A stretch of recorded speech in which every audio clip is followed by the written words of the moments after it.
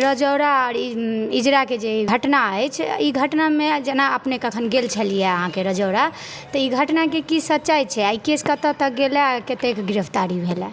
उस घटना के संबंध में कल रहिका थाना को जब जैसे ही सूचना प्राप्त हुई स्पीड पोस्ट के माध्यम से, दरभंगा से जब फर्द बयान आया, उसके आधार पे रहिका थाना में एफआईआर दर्ज कर लिया गया है और एफआईआर दर्ज करके विधिवत कार्रवाई स्टार्ट कर दी गई है। लगातार छापेमारी की जा रही है।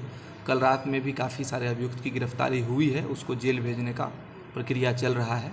इसके साथ ही अगर किसी अनुसूचित जाति जनजाति के व्यक्ति के साथ कोई अत्याचार होता है और एफआईआर दर्ज हो जाए तो सरकार के द्वारा कुछ राशि दी जाती है, तो हम लोग दरभंगा जिला प्रशासन सहयोग करके वो राशि भी उनको प्राप्त करवाएंगे। चूँकि जो पीड़ित व्यक्ति हैं वो दरभंगा जिला के हैं, उनको हम राशि प्राप्त करवाएंगे और हम लोग हर संभव प्रयास कर रहे हैं इसमें, तो कोई समस्या नहीं आएगी।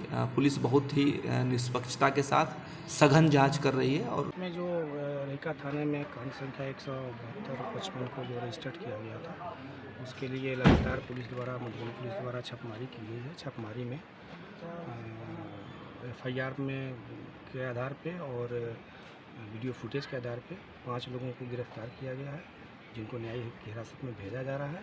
फिर भी छापेमारी जारी है और अन्य लोग भी अगर अभियुक्त आएंगे तो उनको भी हम लोग अरेस्ट करके न्यायिक हिरासत में भेजेंगे। सर, इस